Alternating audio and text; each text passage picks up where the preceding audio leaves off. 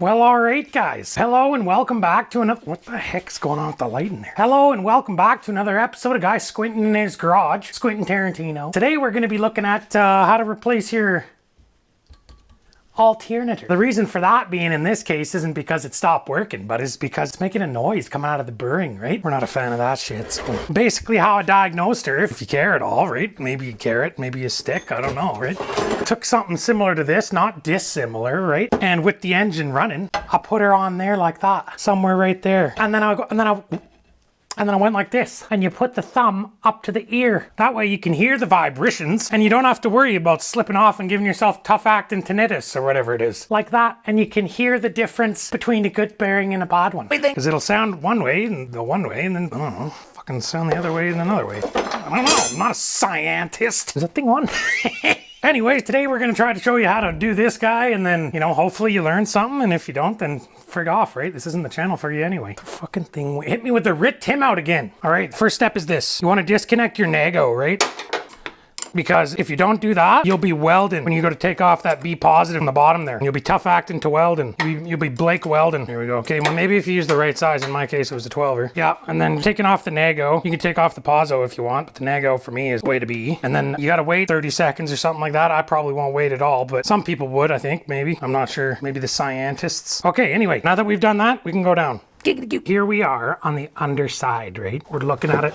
There's your oil pan there. And so what you're looking at here, come on, bud. That's your tensioning maneuver. What you want to do is loosen that guy. See if I can get you zoomed. And there's a guy up here, right there. Loosen that guy. And then this guy here, and you loosen him back off. And that'll reduce your belt tension. And then you can take the belt and frig it out of the way for a minute. Then there's going to be a 12er up there, looks like. Once you crack that loose and take that guy all the way out, then this guy should come down and you should be able to get at the terminal on the back part of it. But we might have to do that from the top, I'm not sure. But I'm going to put you on the T-laps and I'm just going to let it rip here, boys and girls. So as one might expect, it doesn't take too long for the whole operation to start crab walking to the abyss. He's been at it for less than a minute and he's already got himself tangled in the ropes. And you might think that he'd just toss her in reverse and head back to base for a shorter socket, but you'd be wrong. He just keeps at it, desperation on his breath, dirt in his eyes, grasping like a newborn at any tool within arm's reach. It's trial and error, but the subject is special needs and he's unable to learn from his mistakes. Doomed to repeat the same failure time and time again with no obvious improvements to motor skills or even base level reasoning. It's hard to watch, but it's your fault for clicking the video. You got no one to blame but yourself. All right, so basically what you just watched me struggle with there for a couple minutes, definitely wasn't 35 hours or something, was basically getting that B plus terminal off there and this little ground off the case there. It appears that there's that guy that I put back in for a minute. There's our bracket guy with the B plus nut, but it appears there's another guy in the back somewhere up in that zone, just hidden behind where that B plus was before. There's that connector too there, so don't forget to undo that guy. Kind of hard to show on the camera, but there it is. Gonna undo that guy and I'll undo that little connector. You don't want to have that guy having a sadness on you. So after that, then lower it down, hopefully through here, and hopefully there's no more funny business. All right, so once you get her in this position, then you can reach this guy. He was plugged in on the back somewhere like that, and then now this guy should just be able to come down this way. Yes, so you can see where that connector was, an absolutely unforgivable place. Well, now we're gonna go put that guy in there and reverse order operations, right? And then we'll get back, we'll hit you with the torques. Actually, fuck, you're not even gonna be able to torque it. How do you get a torque wrench in there? Nobody knows, you can't. So just a couple of tidbits now that we got them both out, right? Couple of do's, couple of don'ts, couple of maybes, couple of... First thing, you gotta hear this. Compared to this. Oh my goodness. Compared to this.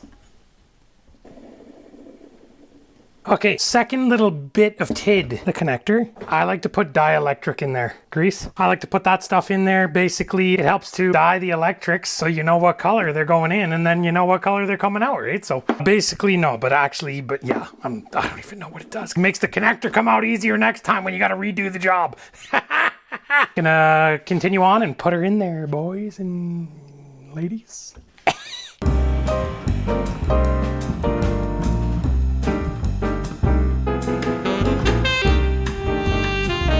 All right, so I may have found an angle here. I don't know how much you guys can see, but you're gonna be able to see more from that angle, I pretty well guarantee, than you will from another one. So the question we ask ourselves, ladies and gentlemen, is how did we end up here? Labored breathing intensifies. I can't see at all what I'm doing, so you guys be my eyes, all right? Do some of this. And the reason for some of that. What are we doing? Hold on a second. Things still going good. Goddamn hot in here. And I've had just about enough of this Alternator. Bastards, different sizes. Man, could you imagine? Maybe we check and make sure it fits. Yes. And so the issue is with me. Just give me something, eh? I'm just hoping for anything. I imagine there's a timeline in which another version of yours truly, Mr. Unruly, has the skills and dexterity required to put things back the way he found them within a somewhat reasonable time frame. But as you can plainly see, we are stuck watching whatever satanic humiliation ritual this is. Yes, we got that one in. Yes, yes, yes. I have exercised the demons. Ooh, that's sweet sound, sweet sound. Wife just comes home, she's like, what are you doing, bud? Gonna be just infinite levels of dead air. Well, that was fun, wasn't it? So once you're done struggling with the whirlies on the top there, it's time to drop nut and install the tensioner rig. Thread your rigs all the way in hand tight before setting the belt tensioner. The whole operation could go belly up. Once you got the belt tensioned up to your liking, then you can torque down the lock bolt and the rest of your guys. Let's not kid ourselves, bud, we ain't torquing anything. So now you got everything on and it's time to get your belt tension right. So you keep that guy loose, tightened, finger tight, and you keep your top guys up there and on the back loose as well. And you get this guy. And you can see that oh my goodness. Goodness gracious.